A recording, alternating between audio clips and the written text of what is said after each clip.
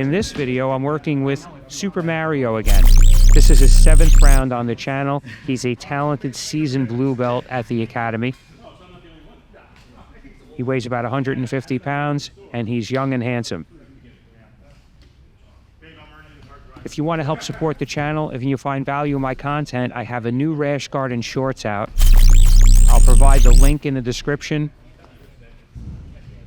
They're the NYC Let's Roll Rash Guard and shorts. Or you could just buy me a coffee. That link is also in the description. So here I'm trying to play butterfly half guard, but he's holding my foot away. And now he resets the position. He's laughing because we've rolled many times before, and he just doesn't want to fall into like the typical traps. But in all honesty, he should let himself fall in because that'll help teach him where to go from there. Again, not in a tournament. See how I have my leg weaved through? I was almost on his back there, and then he did a lot. He used a lot of athleticism to turn around back into me. And again, I'm not looking to match his athleticism.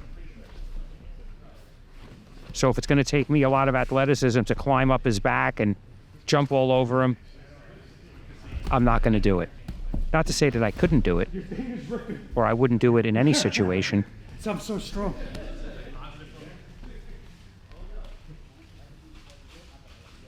But I'm not looking to win this roll. So here he's flattening my hips. He's trying to get that last hook off there, but he's falling too low on my hips. So even though he has my knees together and my hip flattened, which is good, I'm able to just squirm out. And he felt it, so he just let it go. So here again, he's looking to pin that foot. He doesn't want me to get the butterfly half guard. But I'm already thinking Kimura there. And I was able to sweep.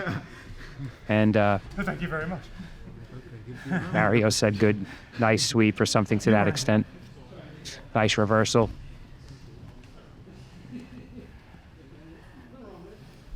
So here I'm pretty much letting him grab my collar and I'm fending him off with like the Heisman Trophy.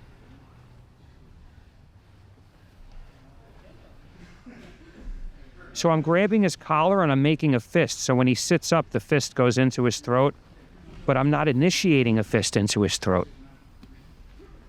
So it's annoying. But it's like they're doing it to themselves. So as you can see here, I'm fighting off his left hand with my right hand while allowing him to get that grip. Now I'm doing a 2-on-1 on his right hand. So he could never really win a 2-on-1 wrist fight. That's why I'm letting him have the other hand. I'm letting it stay occupied.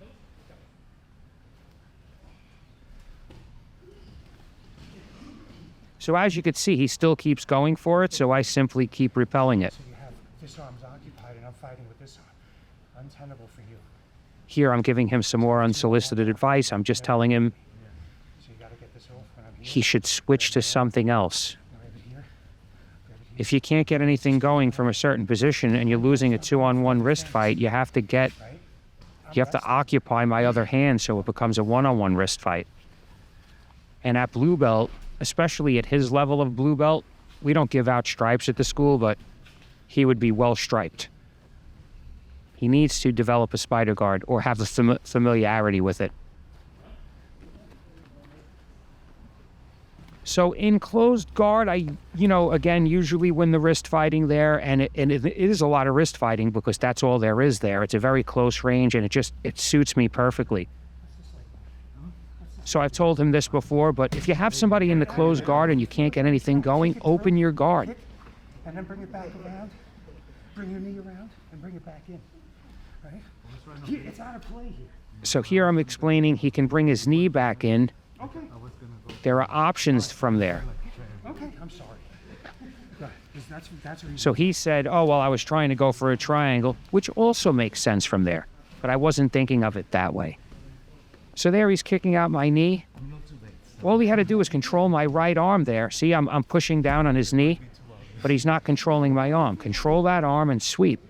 You kick out my right knee and sweep. So there he jumped up and I just went to like my Indian style guard. So as soon as we reset, I went for the ankle pick and he's just balancing on his knee and we went all the way across. We ran out of real estate there.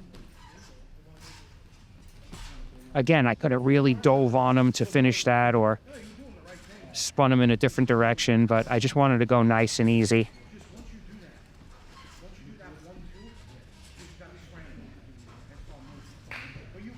So here you could see I'm always looking to control that sleeve.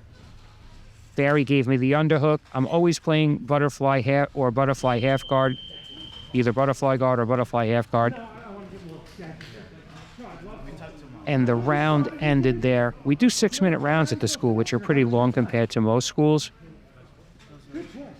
I enjoy longer rounds. I feel like you really get to know your partner. You know, if somebody's that you like to train with at your gym, try to do a 30-minute round with them.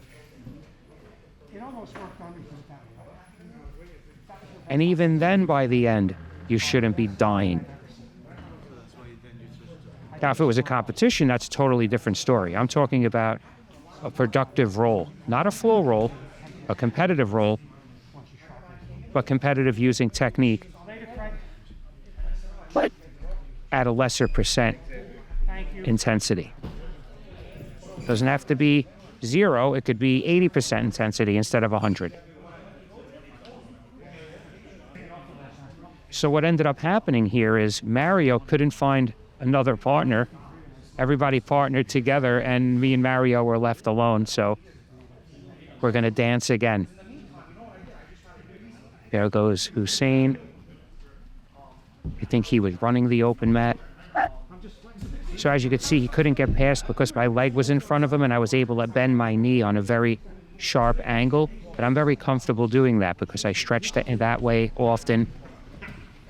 And it just helps everything in jiu-jitsu.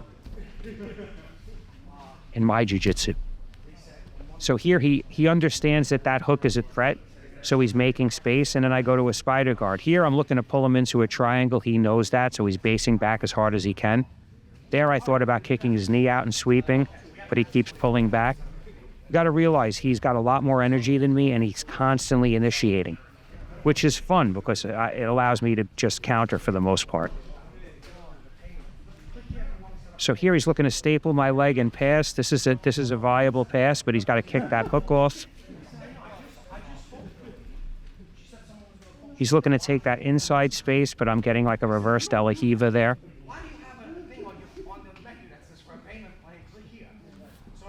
And now we're going to reset.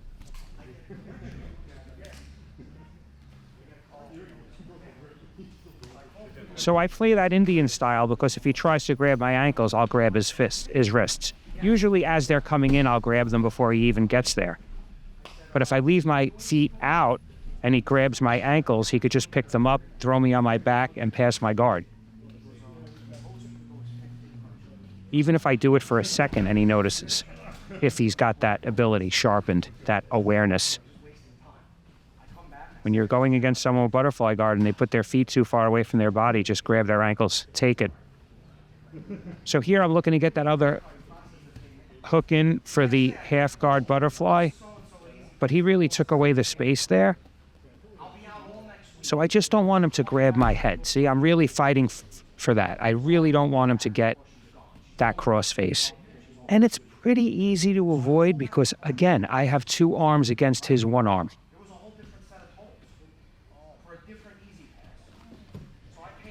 See, and as that's going on, I made space, got my hook back in, and threatened the Kimura all at the same time. Not threatened it by getting my arm all the way over, but by pulling his arm into it. He knows it's coming. And there I did it again. So this is how I manage my half guard butterfly.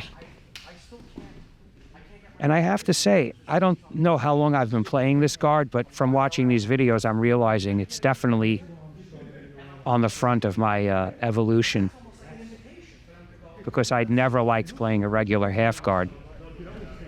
And with this, you always have that sweep option. So there, that ends the round. Mario has 7 other videos on this channel. I'm going to put them in the description. I think I even have him at white belt. And he lost a lot of weight recently. He really toned down. I think he lost like 20 pounds or something like that. So you'll see in the other videos, he's a lot bigger. But at any weight, he's very strong. And his jiu-jitsu's smart. He's also, I think he's an engineer. He's successful outside of the gym. Happily married. I always joke, I say, Mario, you're as pure as the driven snow. But so that's what makes me want to help him. It's almost like a fatherly connection. Or the bad uncle, more like it. So here he's looking to work his butterfly guard, which I could feel, I'm sure would be effective on many people, but obviously I have a good defense. My position here, just sitting on my knees, I can get very based out in this position. I'm very hard to off balance. See, I'm able to sit on my foot. See how I'm just sitting on my foot like that? That doesn't hurt me. See, other people are different. And that's why flexibility is important, because if that did hurt me, I would just have to fall back and give him what he wanted there. So here I'm doing like an experimental. I want him to get that spider guard. I want him to work it, you know? And what the spider guard's best for is when people come forward the way I'm coming forward. So I'm giving it to him. I'm giving him the best spider guard options he can have because I know he's new at it and he's probably not going to be effective. And at the same time, I could really see where the line is there. Because I was basically coming in the wrong way on purpose. And also just that hip forward, that type of pressure, it's always good to have. The problem is, not the problem, but I enjoy speed more than pressure. Or just moving at the right time to the right place. But everybody has different styles.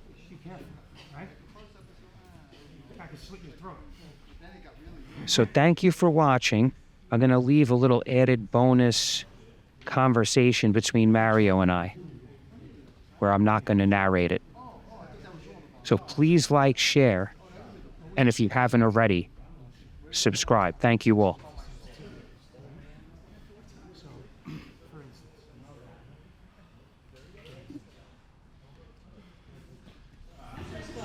For instance, say I grab your wrist, right? See how loose you are? I can't tell where you're going to go. Grab my wrist. You feel this. Can you tell where I'm going to go? Go. What do you feel this? You don't know. Well, I'm out. Right? Grab this. Same thing. Right? Where you chun? Right? So stay loose, and that allows you to feel the sensitivity to counter your opponent's movement or to mount your own offense on your own terms. Right? You look at me like I'm crazy. No, I just feel that if I do it, I'm going to Trouble? Beginning. Just like pulling spider guard just now, you didn't know what to do, and you went to spider guard, and you kind of got almost past. I mean, I wasn't even trying. You got to keep doing that. Because even without my advice, that'll start to work for you. You know it's a real technique, right? Just from jiu-jitsu. Not for me, for anyone. Spider guard's a real technique. Why isn't it working? You're doing it wrong. Just practice, keep practicing. You know, one day you'll say, Anthony, I noticed when he lowers his arm, he clears it. What can I do here? And then I can start answering those questions. Make a spider guard. Right? Anything. That's what I say. Just put a butterfly guard like this. And guys just run right by me. I'd be like blown in the wind. You know, like, and then I realized, oh, I gotta grab his collar. Oh, I gotta grab his ankle. I gotta stop him. I gotta put my foot here. I gotta stop. You know, and then you start to realize the connections. It takes time. Then I start watching Marcelo, watching all these videos of him, watching new instructions from anyone, and I start putting together. What are the principles to make this work? You know, so just start from where you are now. Switching to a guard. Whenever you stalemate, go to something else. I don't care if you lose. You never really see down that alley. It's always going to be unexplored territory. Later, brother. Thank you. Thank you. Thank you. Yes. I'm sorry? It all sounds more like I'll play defense. Right. Be responsive, not Well, a great defense is a good offense. Did you hear that before? the other one. Like a good offense is a good defense. Yeah, you know what? It's yin and yang. So why is a good defense a great offense? Well, if you're running back, you know, a kickoff, or you're running back interception, the offense doesn't even have to come back, right? So you have to build all these positions. So it's like you're a football team, but you don't know the 2 and out run. You only know the up the middle handoff. At the beginning. You just hand off to the middle, everybody comes. Then eventually you learn, oh, fake the handoff up the middle, go to this guy who ran deep.